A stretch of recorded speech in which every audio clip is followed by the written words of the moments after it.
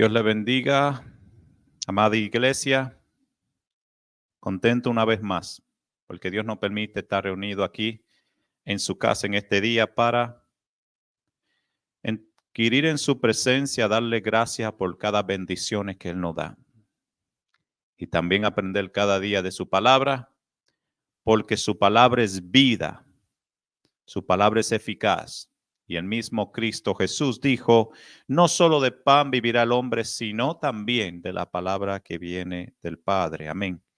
En este día vamos a terminar en la carta de los Filipenses. Hemos tratado los últimos domingos sobre la carta de Pablo que escribe a los Filipenses. Y hoy terminamos con el capítulo 4. Vamos a hablar de un tema precioso en este día. Antes que nada, vamos a darle gracias al Señor. Vamos a orar para que su presencia sea derramada sobre este lugar, para que sea Él que nos hable de manera especial y que sintamos la fortaleza que viene solamente de Dios en nuestras vidas, porque sin Él nada podemos hacer. Padre que estás en los cielos, toda gloria, toda honra es para ti, Señor. Te damos gracias, Padre, porque tú eres bueno, porque para siempre es tu misericordia. Gracias, Señor, por un día más de vida, por la salud. Gracias, Señor, por todo lo que tú nos concedes. Padre, gracias por las respuestas a nuestras oraciones y gracias, Señor, porque tú nos das más de lo que merecemos. Gracias, Padre, por tanta misericordia, Señor, que solamente proviene de ti. Señor, en esta hora pedimos que tu palabra sea dada de acuerdo a tu voluntad. Que sea tu Espíritu Santo quien nos guíe en esta hora, Padre amado. Que todo lo que hagamos sea dirigido por tu Espíritu Santo. Pero que esta palabra, Señor, caiga en corazones, Señor, como tierra fértil. Que dé fruto a su tiempo, Señor. Que ella no caiga, Señor, en roca, Padre Santo, sino que tú seas glorificado de manera especial. Todo lo que hacemos, Padre, es para exaltarte, para darte gloria, para darte honra, reconociendo que tú eres Dios y que sin ti nada somos. En el nombre de Jesús. Amén. Pues bien, vamos a buscar en el capítulo 4 de los Filipenses y vamos a tratar bajo el tema característica del cristiano. Amén. Este es el estudio número 9 del expositorio y vamos a buscar en capítulo 4 de Filipenses para leerlo. Dice así la palabra del Señor. Así que, hermanos míos y deseados, gozo y corona mía, está firme en el Señor, amados. Ruego a Evodia y a Sintique que sean de un mismo sentir en el Señor. Asimismo, te ruego también a ti, compañero fiel, que ayudes a estas que combatieron juntamente conmigo en el Evangelio, con Clemente también, y los demás colaboradores míos, cuyos nombres están en el libro de la vida. Regocijaos en el Señor siempre. Otra vez digo, regocijaos. Vuestra gentileza sea conocida de todos los hombres. El Señor está cerca. Por nada estéis afanosos, si no sean conocidas vuestras peticiones delante de Dios en toda oración y ruego, con acción de gracia. Y la paz de Dios, que sobrepasa todo entendimiento, guardará vuestros corazones y vuestros pensamientos en Cristo Jesús. Por lo demás, hermano, todo lo que es verdadero, todo lo honesto, todo lo justo, todo lo puro, todo lo amable, todo lo que es de buen nombre, si hay virtud alguna, si hay algo digno de alabanza, en esto pensad. Lo que aprendisteis y recibisteis y oísteis y visteis de mí, esto haced, y el Dios de vuestra paz estará con vosotros. Dios añade bendición a su palabra. Pues bien, en este libro de los Filipenses, Pablo nos da un ejemplo de lo que son las características que nosotros como hijos de Dios tenemos que seguir. Si hay ejemplo a qué seguir, primero tenemos a nuestro Señor y Salvador Jesucristo, el cual dijo, ejemplos he dado, ¿verdad que sí? La humildad que reflejó en esta tierra durante su ministerio es el ejemplo que nosotros tenemos que seguir como hijos de Dios. Si decimos que somos hijos de Dios, pues la voluntad del Padre tiene que ser en nuestras vidas. Si decimos que somos hijos de la luz, pues tenemos que ser luz en el mundo. Nosotros venimos a este mundo, luego que Dios nos rescata, es a vivir para Él. Y a través de nosotros, pues entonces predicar el Evangelio. Recordemos que Pablo nos dice a nosotros que así como Cristo estaba reconciliando al mundo consigo para con el Padre, así a nosotros nos ha dado el ministerio de la reconciliación. Ahora tenemos la responsabilidad, porque es un honor, es una bendición poder traer vidas a los pies del Señor, pero también es una responsabilidad nuestra predicar el Evangelio a aquellos que no lo tienen.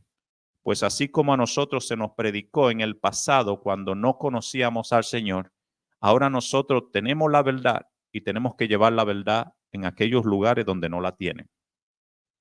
Hay varios puntos que el expositor nos enseña en este día, pero dos cosas que me llamó la atención es que dice que dos de las características del cristiano tienen que estar en lo que el cristiano piensa y en lo que el cristiano hace. Recordemos que la batalla nuestra que tenemos el día con día es en nuestra mente.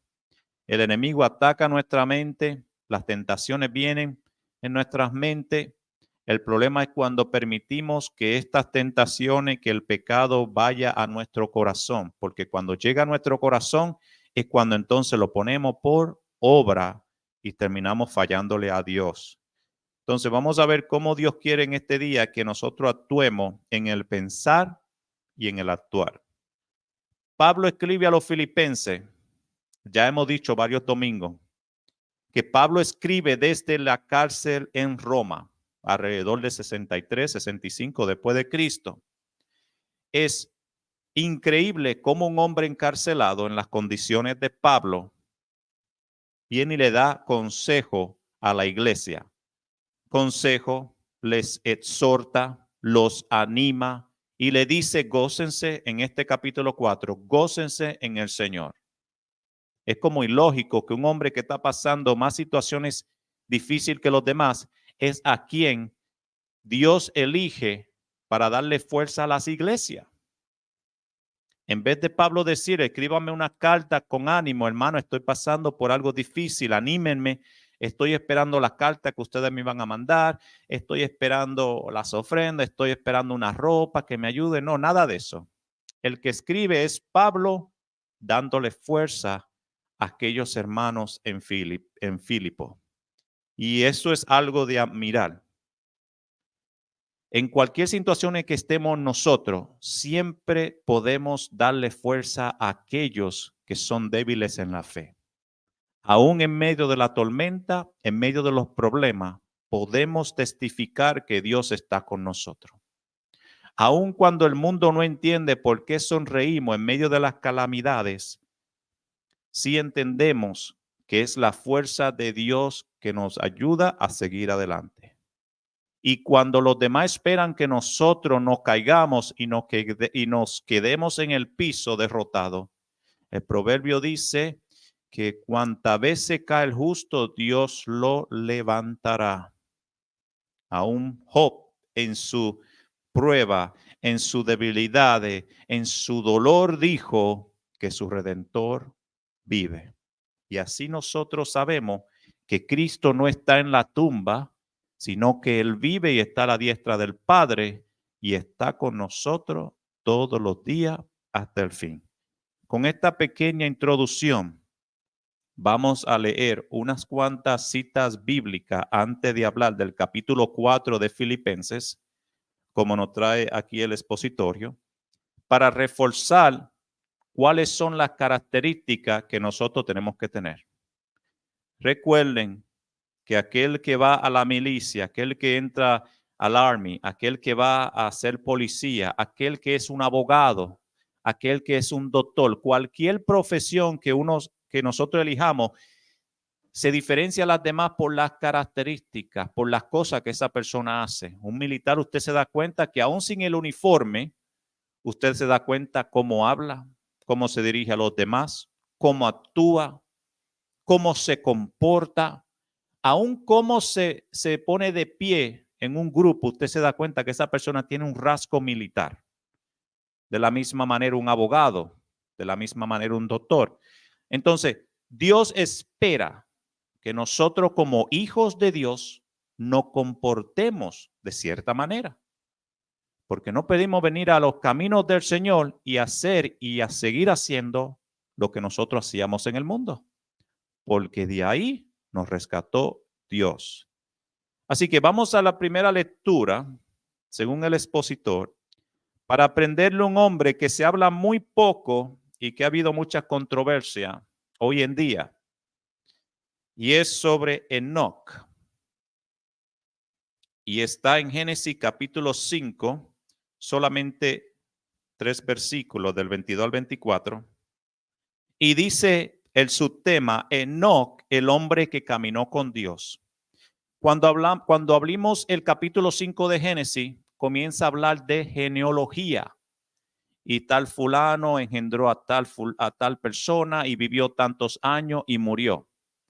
Pero cuando el capítulo 5 habla de Enoc, lo cual no da mucho detalle, pero da un rasgo de este hombre que nos da a entender que fue un hombre que fue fiel a Dios, que caminó con Dios, que le creyó a Dios, que tuvo una relación personal con Dios.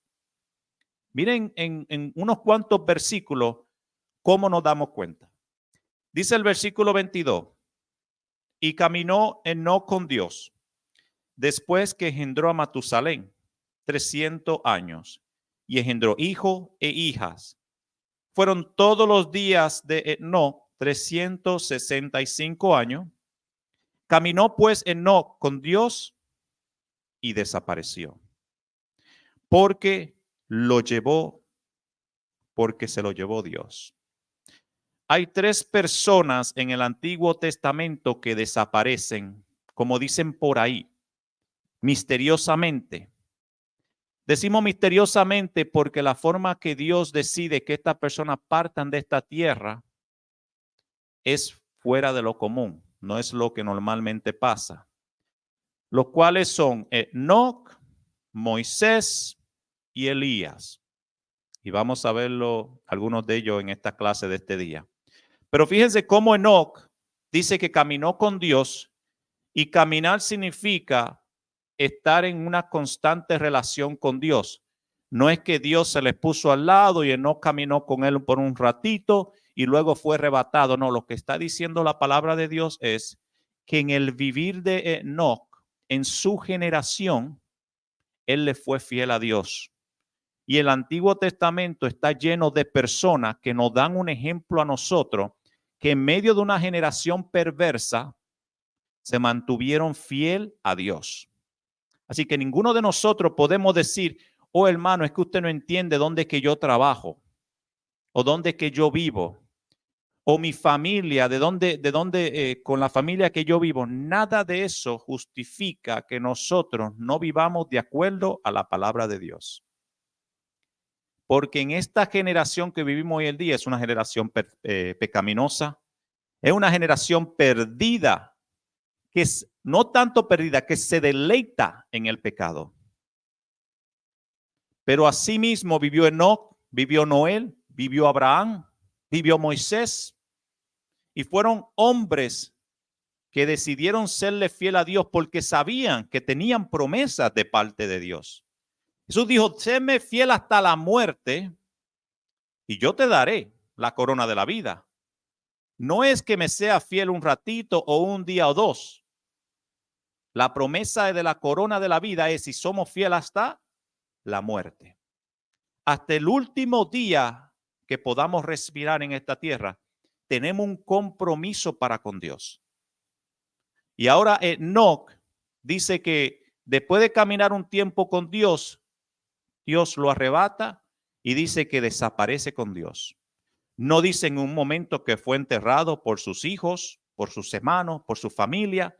No dice ningún dato de no. Ahora, hay unas cuantas controversias porque hay unos cuantos libros por ahí que dicen que fueron escritos por Enoch, el cual describe sobre los gigantes, sobre los ángeles caídos, y eso lo podemos investigar en el capítulo 6 de Génesis. Hay dos opiniones distintas sobre el capítulo de Génesis, donde dice que en ese tiempo los hijos de Dios se habían llegado con las hijas de los hombres. No vamos a entrar ahí porque es un tema extenso, pero hay dos opiniones distintas que pudieron haber sido ángeles caídos o que fueron los descendientes directos de Seth. De cualquier manera, eso será un tema que podemos tratar en otro día. Pero en fin, en estos libros, Enoch describe, que no están en la Biblia, qué era lo que pasaba en el tiempo de él. Y él habla en estos libros cómo el pecado abundaba en la tierra. Porque en cada tiempo, en cada generación, somos como una ruleta. ¿Sabe cómo somos nosotros? Cuando usted lee el libro de los jueces, luego de Josué, se da cuenta cómo el pueblo de Israel por un tiempo se arreglaba con Dios, por un tiempo bajaba. Por un tiempo era fiel, por un tiempo infiel. Y son un pueblo que vivía en dos aguas. Un tiempo me siento como serle fiel a Dios y otro tiempo no me siento muy bien, pero Dios entiende. Y vivimos muchas veces de esta manera. Y las generaciones son así. Un tiempo se acuerdan que Dios es bueno y hay otro tiempo que nos olvidamos de lo bueno que ha sido Dios con nosotros. El ejemplo que tenemos más vivo de esto es el pueblo de Israel. No para que lo critiquemos, sino para que aprendamos de los errores de ellos. Pues es mejor aprender de los errores de los demás que aprender por los errores propios. Así que dejemos a Enoch tranquilito ahí y vamos al segundo ejemplo del Antiguo Testamento de otro hombre que fue fiel a Dios. Ustedes lo conocen bastante. En el capítulo 6 dice Noé, el hombre fiel en medio de la maldad. Capítulo 6, vamos a leer del 5 al 8. Dice, y vio Jehová que la maldad de los hombres era mucha en la tierra, y que de todo designio del pensamiento del corazón de ellos era de continuo solamente el mal. Y se arrepintió Jehová de haber hecho hombre en la tierra, y le dolió en su corazón. Y dijo Jehová, raeré de sobre la faz de la tierra a los hombres que he creado, desde el hombre hasta la bestia, hasta el reptil, las aves de los cielos, pues me arrepiento de haberlo hecho. Pero Noé halló gracia ante los ojos de Jehová. Vamos a detenernos aquí unos minutos para estudiar estos versículos. El 5 dice, Jehová, y vio Jehová que la maldad de los hombres era mucha en la tierra. Pregunto yo, ¿qué tanto era la maldad de esta generación? ¿Cuán grave era delante de Dios que Dios decide mandar una inundación en toda la tierra? Usted me dirá, bueno, hermano, que tal vez como Sodoma y Gomorra había mucha la homosexualidad o el pecado del hombre era terrible, pero hoy en día ese pecado está más que abundante. Si decimos que la mentira o que el hombre se mataba uno con otro, ¿cuántas guerras no han habido? Como Hitler acabó tanto con los judíos, la Primera y Segunda Guerra Mundial. ¿Qué pecado tan grande había en esta generación que Dios mismo dijo, tengo que exterminarla? Era un pecado bien grande o eran pecados muy grandes. Y cuando aquí, no sé si se acuerdan que el jueves tocamos sobre el tema arrepentimiento, yo expliqué que habían un arrepentimiento en el Antiguo Testamento y un arrepentimiento en el Nuevo Testamento, palabras distintas. El Antiguo Testamento, cuando habla de que Jehová se arrepiente, como dicen aquí, es que dice que hay un dolor en el corazón de Dios por cómo el hombre se había virado en contra de él. No un arrepentimiento de que me tomó por sorpresa, pues Dios sabe todo nuestro caminar, sino un arrepentimiento de que ahora que el hombre ha pecado, Dios tiene que tomar acción. Y por más que Dios ame a su creación, Dios es justo y tiene que tomar carta en el asunto. Y cuando decide que va a eliminar la tierra completa, volvemos a la teología. Hay dos ideas sobre esto. Hay una que dice que la inundación fue local, solamente donde estaba Noé. Hay otro que dice que la inundación fue mundial. Si aquí vemos y dice el versículo 7, y dijo Jehová, raeré de sobre la faz de la tierra a los hombres que he creado, desde el hombre hasta la bestia. Si ponemos atención, aquí dice sobre la faz de la tierra. No dijo sobre este pueblo, sino sobre la faz completa de la tierra. Entonces, estos versículos nos dan a entender a nosotros que Dios eliminó completamente la humanidad y trató de comenzar de cero con Noé y su familia. Pues en esta generación perversa había un hombre que había dicho, yo no me voy a contaminar con los demás. Ustedes ven cómo se repite una y otra vez, que siempre hay un remanente, que siempre hay una pequeña porción de la humanidad que pone en su corazón no contaminarse con los demás. Enoc no lo hizo, Abraham no lo hizo, Moisés no lo hizo y ahora tenemos a Noé. Y Noé dice, yo no me voy a contaminar. No me importa cómo caminen los demás, yo voy a seguir caminando como Dios quiere que yo camine. No me importa que eso sea lo que está de moda, yo quiero serle fiel a Dios. Si lo que los demás hacen a ellos les parece bien, si no está de acuerdo a la palabra de Dios, yo no tengo por qué involucrarme en los demás. Porque no vinimos a imitar al mundo, nosotros estamos supuestos a imitar a Cristo. ¿Y cómo seremos luz si seguimos siendo tiniebla? Y fíjense que tiene premio el ser diferente a los demás. ¿Que vas a ser criticado?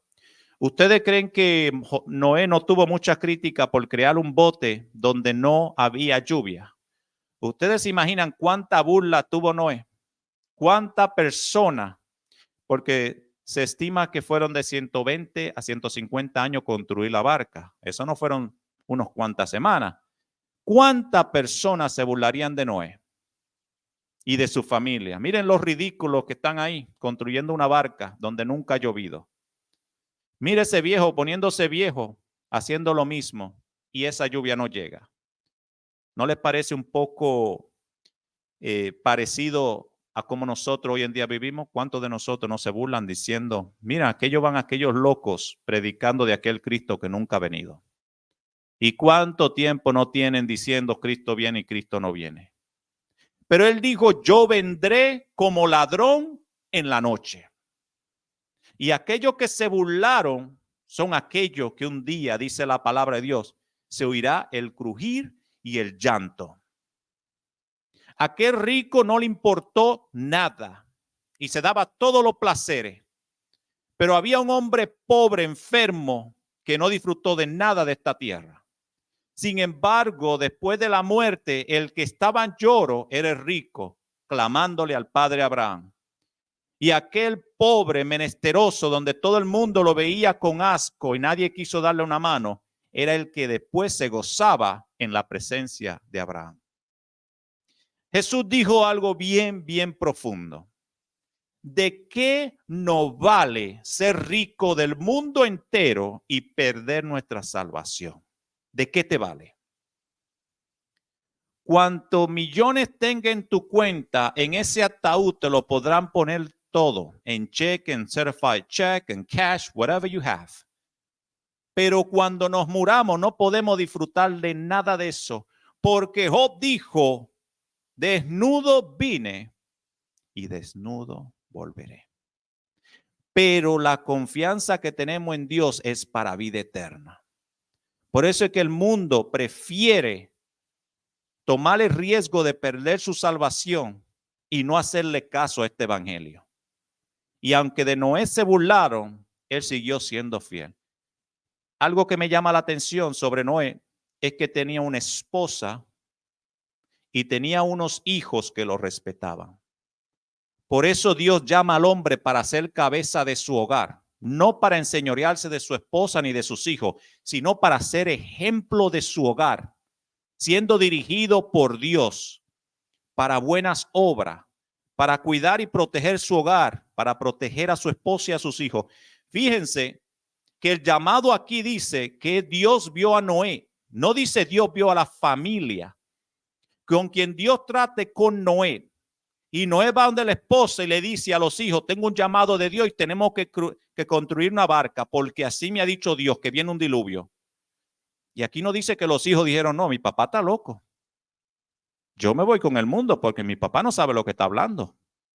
No, aquí no dice nada de eso la Biblia, sino que él con su familia fueron rescatados de esta lluvia, de esto que sobre el mundo vino.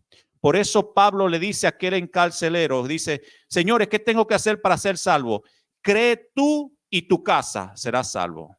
Lo que Pablo está diciendo aquí es, cree tú y comienza a ser ejemplo y predica en tu hogar y enseña en tu hogar que solamente por Cristo hay salvación. ¿Ven cómo el Nuevo Testamento se cumple lo que el Antiguo Testamento nos enseña? Nada se contradice en la palabra de Dios, sino que uno con otro tiene relación. Seguimos. La lectura del miércoles, el subtema de nuestro padre espiritual Abraham dice, el hombre que creyó a Dios. Rápidamente, porque de Abraham pues hemos estudiado en esta semana varias veces, pero siempre es bueno. El apóstol dijo, no me canso de repetirle lo mismo. Y qué lindo que podemos tener ejemplo de Abraham para con nuestra vida. Dice el capítulo 15, del versículo 1 al 6. Después de estas cosas vino la palabra de Jehová a Abraham en visión, diciendo, no temas, Abraham, yo soy tu escudo y tu galardón. Serán sobremanera grande. Y respondió Abraham, Señor Jehová, ¿qué me darás siendo así que ando sin hijo? Y el mayordomo de mi casa es un Damaseno, Eliezer. Dijo también Abraham, mira que no he dado prole, y he aquí que será mi heredero un esclavo nacido en mi casa. Luego vino a él palabra de Jehová diciendo, no te heredará este, sino un hijo tuyo será el que te heredará. Y lo llevó fuera y le dijo, mira ahora los cielos y cuenta las estrellas, si la puedes contar. Y le dijo, así será tu descendencia. Y creyó a Jehová y le fue contado por justicia. ¿Qué es la fe según Hebreo 11? Es pues la fe, la certeza de lo que no se ve, la esperanza de lo que viene, la esperanza de la promesa que Dios nos ha dado a nosotros. Ahora Abraham aplica muy bien sobre este capítulo de Hebreo, porque Dios le dice, te voy a dar una descendencia tan grande que tú no la puedes contar. Y Abraham en el primer momento del llamado dice, no tengo un hijo. ¿Cómo tú me hablas, oh Dios, de descendencia?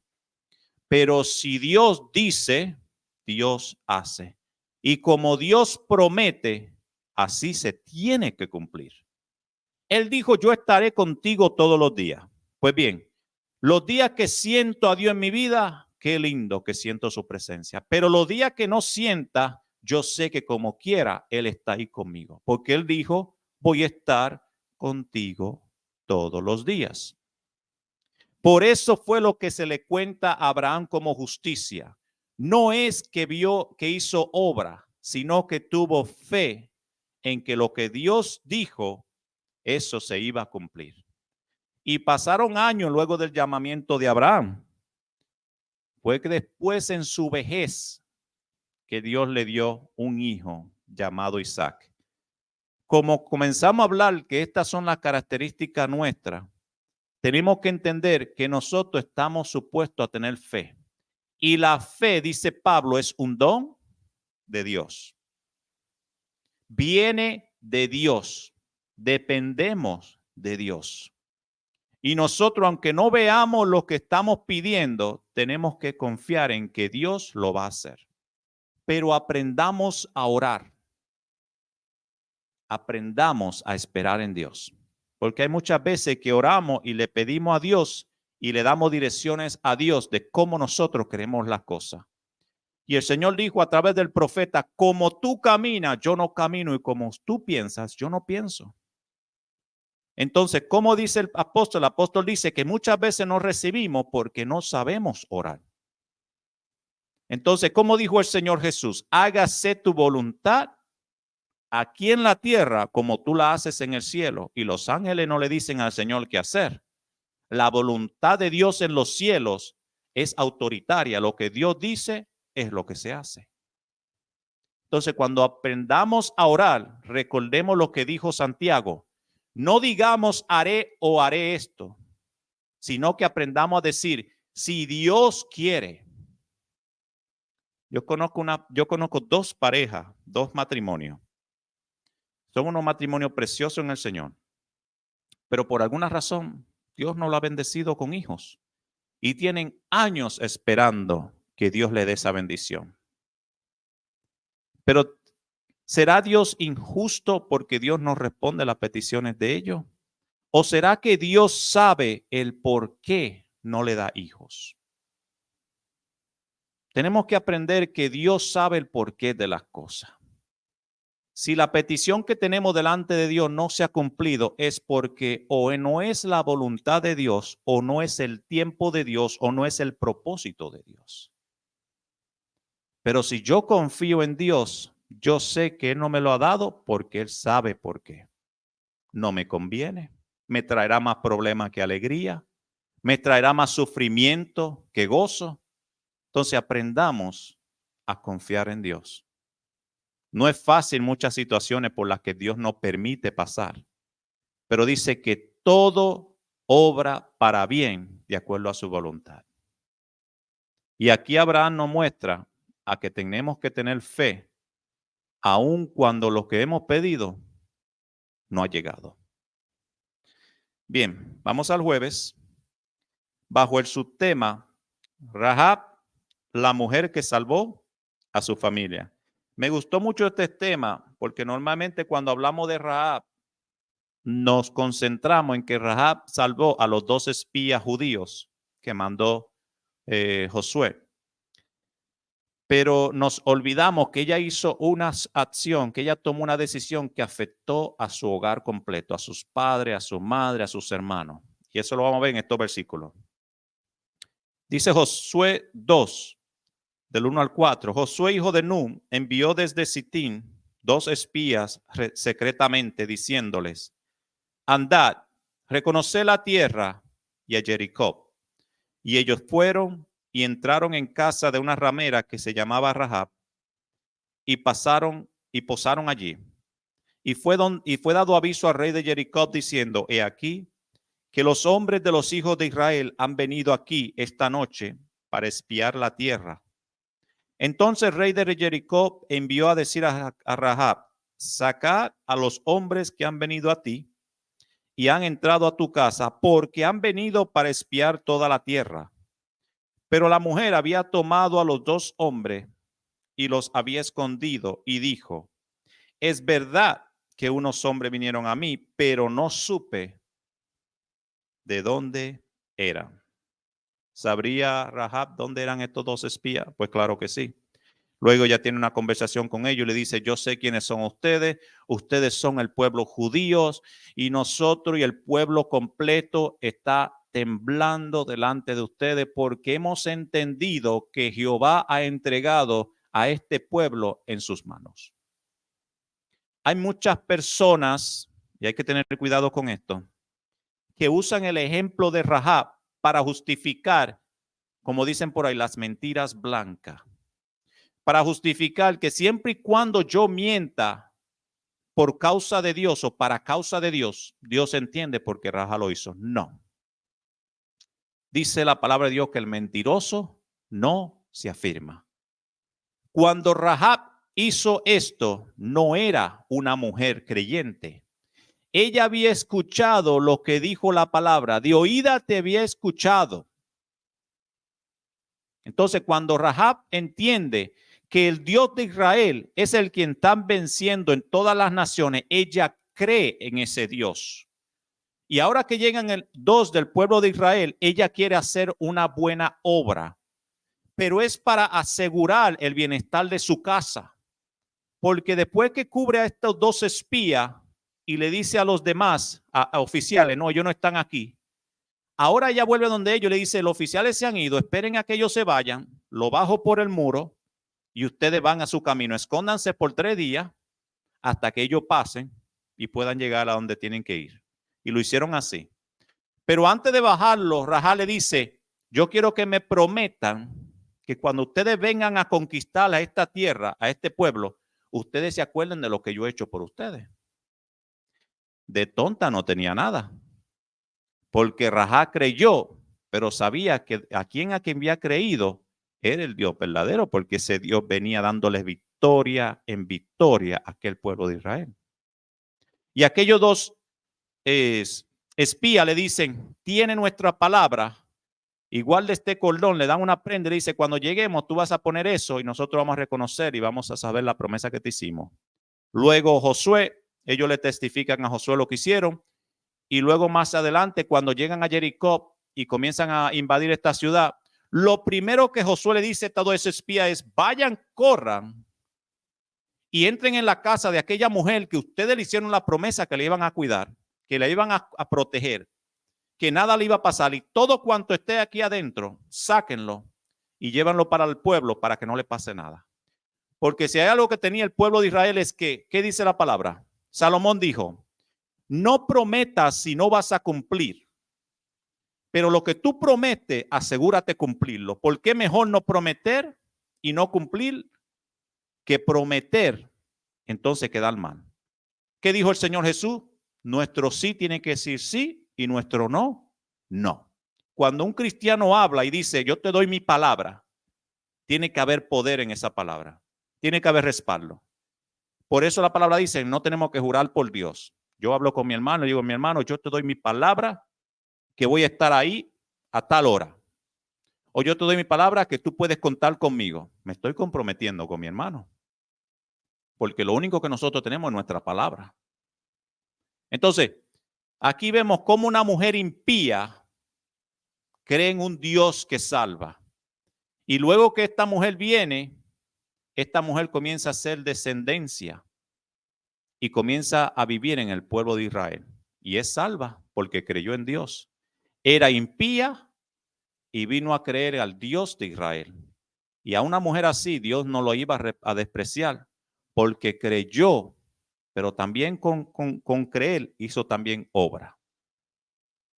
Dejémoslo ahí para que no se nos vaya el tiempo. Y luego viene la lectura del viernes bajo el subtema Dorcas, la mujer conocida por sus obras. Y aquí vamos un poco más adelante en el libro de los Hechos, capítulo 9, del 36 al 40.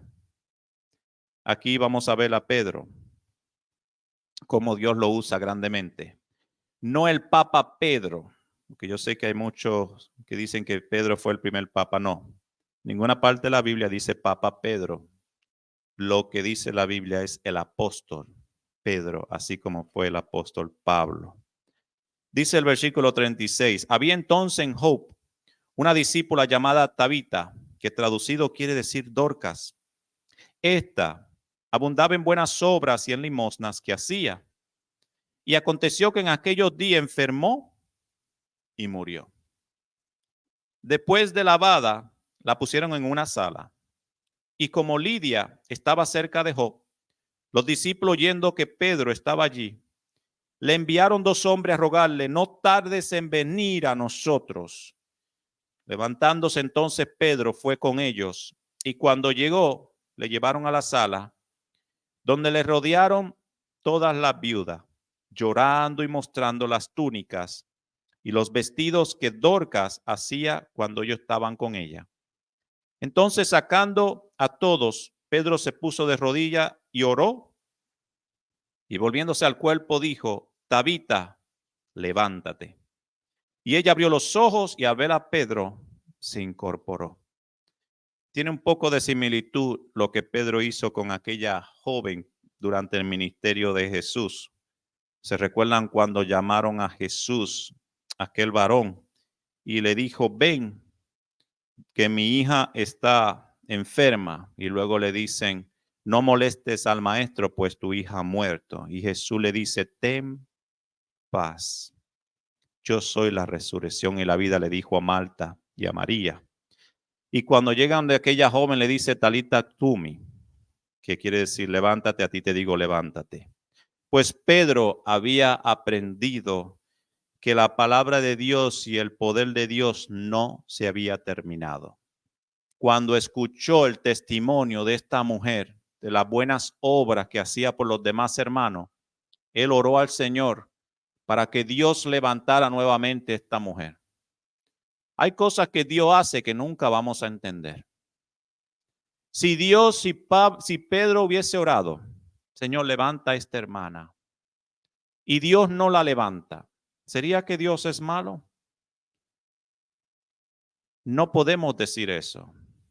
Hay enfermedades y hay personas en los hospitales que nosotros oramos, hermanos que nosotros sabemos que son siervos de Dios.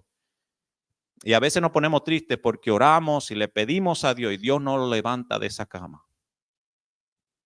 Hermano, tenemos que entender que la voluntad de Dios tiene que cumplirse. Y podemos orar, nuestro deber es orar por los enfermos, orar con fe y pedirle a Dios que tenga misericordia y levante de la cama a aquellos que están enfermos. Pero también tenemos que estar preparados a recibir y aceptar la voluntad de Dios. No hay nada que se le escape al Señor. Él tiene el control de nuestra vida. Hubo un rey que ya había sido bueno durante su reinado. Dios manda a Isaías y le dice, dile a Ezequiel que arregle su casa, que se va. Y cuando llega Ezequiel, le dice a Isaías, arréglate que te va con el Señor. Cualquiera de nosotros hubiésemos podido decir, ay, qué bueno, el Señor me mandó a buscar, aleluya. Yo sé que hay algunos todavía carnales que dirían, no, todavía tengo que arreglarme. Pero el que está bien con Dios dice, amén, me voy con el Señor. Este rey le dice, comienza a llorar y le dice al Señor, Señor, acuérdate de todo lo que he hecho. Como todavía no quería irse. Y el Señor le dice a Isaías, regresa y dile que todavía le voy a dar unos cuantos años más.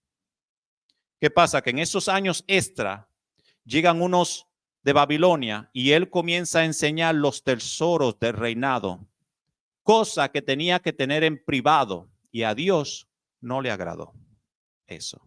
Entonces, ¿de qué te vale vivir más de los años que Dios quiere que tú vivas si en esos años extra lo que vamos a hacer es a fallarle a Dios? Es mejor irnos con el Señor en el momento, en la hora que Dios quiere que nos vayamos, que vivir extra y terminar perdiendo lo que Dios ha puesto en nuestra vida. Entonces, aprendamos a aceptar la voluntad de Dios en nuestra vida. Pero bien, Pedro ora y Dios levanta a esta mujer porque era una mujer de testimonio. Si estamos en el Señor y dice la palabra del Señor que todo lo que hacemos para Dios, nada es en vano. Todo, de lo más mínimo que... Es más, le voy a exagerar. El agua es gratis. Bueno, gratis en cierto sentido, porque aún el plástico que compramos vale. Pero el agua, dice el mismo maestro, nuestro Señor Jesucristo, que de un vaso de agua que le demos a alguien, vamos a recibir recompensa. ¿Cuánto más de un plato de comida, de una vestimenta, de una buena obra que hagamos a alguien por amor a Dios? ¿Cuánto más de esa cosa? Aunque los apóstoles dijeron, Señor, le lo hemos dejado todo, ¿qué vamos a recibir? El Señor le dijo, no te digo que en esta vida hasta 100 veces, no. Luego, la vida venidera, vida eterna. No importa lo que hagamos en esta tierra, si no recibimos nada, la vida eterna es suficiente para Dios darnos a nosotros y pagarnos por todo lo que creemos poder hacer en esta tierra. Porque nada se compara al precio que pagó Cristo en la cruz del Calvario. Terminamos con el sábado. Por último, Y este es en Hechos capítulo 18, Priscila, la mujer que aconsejó a un ministro de Dios. El versículo 24 dice, llegó entonces a Éfeso un judío llamado Apolos. Y Apolo era un hombre preparado, ¿verdad que sí? Recién convertido. Y dice aquí, natural de Alejandría, varón elocuente, poderoso en la escritura. Este había sido instruido en el camino del Señor y siendo de espíritu fervoroso, quiere decir que ustedes saben cuando decimos, ese hermano está en su primer amor, está recién convertido. Cuando usted se convierte al Señor y usted quiere salir y predicar y hablar de Cristo y predicar a Cristo y vivir a Cristo, así estaba este varón. Hablaba y enseñaba diligentemente lo concerniente al Señor, aunque solamente conocía el bautismo de Juan.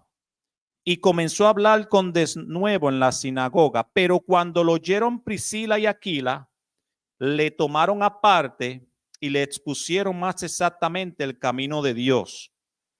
Y queriendo él pasar a Acaya, los hermanos le animaron y escribieron a los discípulos que le recibiesen. Y llegado él allá, fue de gran provecho a los que por la gracia habían creído, porque con gran vehemencia refutaba públicamente a los judíos y demostrando por las escrituras que Jesús era el Cristo. Fíjense que aunque este hombre era recién convertido y su deseo era predicar, estaba predicando solamente sobre el bautismo de Juan. El conocimiento, porque recordemos que en estos tiempos no hay Biblia, hay testimonios. Hay personas que escuchan a los apóstoles, que escuchan el ministerio, que escuchan los testimonios de los apóstoles y luego de estos testimonios van y comienzan a predicar a otras personas. Entonces, Aquila y Priscila habían escuchado, habían entendido el ministerio de Jesucristo por medio de los apóstoles y toman a este varón aparte y lo instruyen. Por eso Pablo dice que su ministerio, su predicación vino directamente de Jesucristo, porque si no, él había tenido que explicar de dónde vino su creencia en Cristo Jesús, porque solamente los discípulos que habían vivido, que habían visto a Cristo, tenían la verdad. Bien, terminamos volviendo una vez más al capítulo 4 de Filipenses, este libro precioso. Vamos a terminar hoy este último capítulo de esta carta de Pablo. Él nos dice aquí cuáles son las características que nosotros tenemos que tener como hijos de Dios, como pueblo de Dios. Y vuelve y dice, así que hermanos, amados míos, deseados, gozo y corona mía, está así firmes en el Señor, amado. Cuando Pablo comienza este capítulo, se ha entendido que cuando él dice amado míos y deseado y deseoso, es una introducción, es un saludo. Cuando él dice deseoso, quiere decir, viene del griego, que quiere decir mis hermanos cariñosos, con cariño le escribo, con amor, con el afecto de Cristo le estoy escribiendo esta carta. Luego dice el gozo. Miren que Pablo, sin importar lo que está pasando, Pablo no se olvida de decir que el gozo de Dios es su fortaleza. En todas sus cartas ustedes ven a un Pablo gozoso o un Pablo diciendo yo con todo me deleito en el Señor. Si estoy con un poco de abrigo, si estoy desnudo, si tengo comida, si no tengo nada, con todo me gozo. Entonces tenemos que vivir como Pablo, gozoso en todo tiempo, sabiendo que en todo Dios es bueno. Y luego dice, y corona mía, era muy normal entender que en estos tiempos había muchos Juegos Olímpicos y la corona significaba que cuando alguien llegaba a la meta o pasaba o ganaba una de estos Juegos Olímpicos, se le otorgaba una corona. Aunque Pablo no habla de corona material, sino que habla de una corona incorruptible, aquella que el Señor nos tiene guardado a cada uno de nosotros. Esa lo entendemos en el libro de Apocalipsis. Él le dice a estos hermanos, está así firmes en el Señor. Firme. no que desmayezca, no que caiga, no que vaya de un lado para el otro, firme, caminando en el Evangelio. Hay un pequeño problema aquí en el versículo 2, porque él dice, ruego a Evodia y a Síntique que sean de un mismo sentir en el Señor. No hay muchos datos de estos versículos. Se cree que esas eran dos hermanas que tenían una rivalidad, un pequeño o grande problema. Y él le está exhortando a estas hermanas, no importa el problema que haya pasado, tienen que tener un mismo sentir. ¿Y cuál es el mismo sentir? Que somos hermanos en el Señor, somos cuerpo de Cristo, vivimos y servimos a un mismo Dios. Tenemos y fuimos bautizados bajo un mismo espíritu. Y él le está diciendo a estas hermanitas con mucho amor, no importa lo que haya pasado, no tengo que saberlo. Perdónense, ámense y sigan adelante en el Señor. Esto es lo que Dios nos ha mandado a llamar. ¿Qué dijo el Señor Jesús? Un mandamiento nuevo te he dado. Ama a tu prójimo como a ti mismo. No es una exhortación, no es una sugerencia, es un mandamiento. Yo tengo que amarte a ti, tú tienes que amarme a mí. Y si tú no me amas, allá tú con Dios, pero yo te voy a amar porque si Cristo está en mi corazón, yo tengo que reflejar a Cristo. Amén. Versículo 3. Asimismo te ruego también a ti, compañero fiel, que ayudes a estas que combatieron juntamente conmigo en el Evangelio, con Clemente también y las demás colaboradores míos, cuyo nombre están en el libro de la vida. Clemente, no hay mucha información, solamente que se dice que es un hombre, fue un hombre que anduvo con Pablo. No hay mucha información histórica en la Biblia. Cuando Pablo dice compañero fiel, se cree que pudo haber sido a Clemente o a Timoteo. Recuerden que Pablo tuvo una relación bien preciosa con su discípulo, el hijo espiritual Timoteo, pero no es muy cierto. Estas solamente son ideas que podemos, conclusiones que podemos sacar. Pero lo importante es el mensaje que Pablo nos está dando en este capítulo 4. Y los demás colaboradores míos. Vamos al versículo 4. Regocijaos en el Señor. ¿Cuándo dice Pablo ahí? A veces. Regocijaos cuando solamente nos llega el paycheck. Regocijaos solamente cuando las cosas van bien. Dice Pablo, regocijaos en el Señor siempre. En la mañana, en la noche, enfermo, sano, alegre, triste, tengo que regocijarme en mi Salvador que es Cristo Jesús. Si leemos el capítulo 8 de Romano, entendemos que Pablo dice, ¿y quién me separará del amor de Cristo? Tribulación, angustia, peligro, espada, desnudez. Ante en todas estas cosas somos más que vencedores por aquel que nos amó, por lo cual estoy seguro que ni la muerte, ni la vida, ni lo creado, ni lo presente, ni lo porvenir, ni lo alto, ni lo profundo, ni ninguna otra cosa podrá separarme del amor de Dios que es en Cristo Jesús. Cuando nos sintamos tristes o decaídos, o creemos que no tenemos fuerza para seguir, o creemos que Cristo nos ha abandonado, vete al capítulo 8 de Romanos y recuerda que en esta tierra no hay nada creado que nos pueda separar de ese amor precioso, de aquel que dio su sangre para salvarnos de nuestro delito y pecado. Qué lindo es el Señor, qué preciosa es su palabra. Nos llena de vida y nos llena de fuerza para seguir adelante. Pablo dice, regocijado en el Señor siempre. Otra vez digo, como quien dice, si se lo ha olvidado, si no pusieron atención a lo primero, si se estaban durmiendo, otra vez digo, regocijaos. Vuestra gentileza sea conocida de todos los hombres. ¿Qué está diciendo? Pablo está diciendo, sean gentiles, sean amables, sean humildes, que todo cuando hablen de tu nombre, en el trabajo, donde quiera que lleguen, dice, ese hombre, esa mujer, son personas de Dios. Son una persona humilde, son cariñosas, tienen un amor para los demás y una paciencia. Yo puedo hablarle que esas vidas son ejemplos. Usted no ha escuchado cuando hay personas que dicen, yo no soy cristiano, pero yo respeto a fulano. Respeto cómo habla, cómo se trata con los demás, cómo se dirige. Eso es lindo cuando la persona, aunque no crean en el Dios que tú y yo servimos, nos respeten por la manera en que nosotros nos comportamos. Vuestra gentileza sea conocida en todos los hombres. El Señor está cerca. Antes de seguir, ya estamos terminando. Si me regalan 3 minutos. Cuando Pablo dice aquí el Señor está cerca, hay 2 interpretaciones. Las 2 están correctas.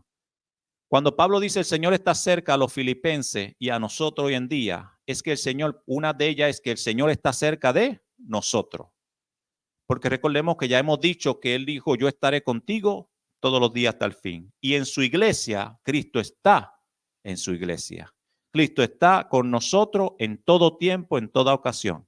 Pero también lo que Pablo está queriendo decir es que su venida está cerca, que está a la puerta. Cristo viene pronto. Siempre Pablo está diciendo esto. Y esto era cómo vivían o de la manera que vivían estos discípulos, sabiendo y reconociendo que Cristo venía ya. Versículo 6. Por nada estéis afanoso, si no sean conocidas vuestras peticiones delante de Dios, en toda oración y en ruego y con acción de gracia. No es solamente pedirle a Dios, sino darle gracia en cada oración. Yo creo que Pablo no entendía, ¿verdad? Muchos de nosotros decimos, Pablo no entendía lo que yo iba a pasar en estos tiempos, porque yo estoy pasando por situaciones difíciles. ¿Cómo Pablo me dice aquí que por nada esté afanoso? Déjame recordarte que un hombre que fue apedreado, un hombre que estaba en una celda tirado, custodiado con un guardia todo el tiempo, no sabía si iba a comer, no sabía que si iba a beber agua, abandonado. En una de sus cartas dice a Timoteo, mis hermanos todos me han abandonado, solamente quedaron unos cuantos. Un hombre que se dedicó a Dios. Si alguien podemos decir que pasó, como dicen por ahí, la 1001, es Pablo. Si hay alguien que nos puede aconsejar, es Pablo. Versículo 7, y la paz de Dios que sobrepasa todo entendimiento guardará vuestros corazones y vuestro pensamiento en Cristo Jesús. Por los demás, hermano, y en esto es lo que tenemos que vivir. Todo lo que es verdadero, todo lo honesto, todo lo justo, todo lo puro, todo lo amable, todo lo que es de buen nombre, si hay virtud alguna, si algo digno de alabanza, en esto pensad. Terminamos. Lo que aprendiste y recibiste y oíste y viste de mí. Voy a repetir esas 3 palabras. Lo que aprendiste, lo que has recibido, lo que has escuchado y lo que has visto de mí, esto es lo que tenemos que hacer. Y el Dios de paz estará con vosotros. ¿Qué dice Pablo a los Corintios en capítulo 11? Sed imitadores de mí como yo de Cristo. Pablo no está pidiendo nada que él no haya hecho. Pablo está pidiendo que nosotros hagamos lo que él ya había hecho, porque él fue ejemplo como nuestro Señor Jesucristo ha sido ejemplo. Así que Dios te bendiga, Dios te guarde mucho en este día, dándole gracias a Dios por esta palabra, recordando siempre que Cristo viene pronto y no podemos tener su venida, como dicen muchos por ahí, por tardanza, sino que Él tiene misericordia, esperando que cada uno de nosotros y aun aquellos que no han conocido a Cristo vengan a sus pies. Todavía hay tiempo para salvación. Donde quiera que estemos, donde quiera que tú estés, aquellos que nos están viendo por las redes sociales, si quieres darle una oportunidad al Señor, no te vas a arrepentir. Hay muchos que han tratado todo y nada le ha funcionado. Y hay un corito que dice, si has tratado todo y nada te ha funcionado, prueba a Cristo. Así que Dios te bendiga mucho, Dios te guarde. Le doy gracias al Señor por los que estamos aquí. Le doy gracias a Dios por aquellos que nos siguen en las redes sociales. Dios te bendiga grandemente. Y esperando que esta palabra sea de gran bendición a cada uno de nosotros. Vamos a orar para quedar despedidos. Padre que estás en los cielos, te doy gracias. Te alabo y te bendigo, reconociéndote Dios en nuestras vidas, reconociendo que tú eres bueno y maravilloso. Gracias por tu palabra. Gracias por cada uno que la recibe en esta hora, Señor. Que esta palabra dé fruto a su tiempo, como tú has dicho, que no retorne vacía. Padre Santo, que tú des fuerza al que no la tiene. Que tú, Señor, sane al enfermo en tu voluntad y tu misericordia. Padre, que tú traigas tus caminos a aquellos que están lejos y a aquellos que se han separado, Señor, que reconozcan una vez más que tú eres Dios perdonador y misericordioso y que tu venida está cerca, Señor, que tenemos que estar listos para cuando tengamos que partir de esta tierra. Yo te alabo y te bendigo por siempre y para siempre, en el nombre de Jesús, nuestro Señor y Salvador. Amén y amén.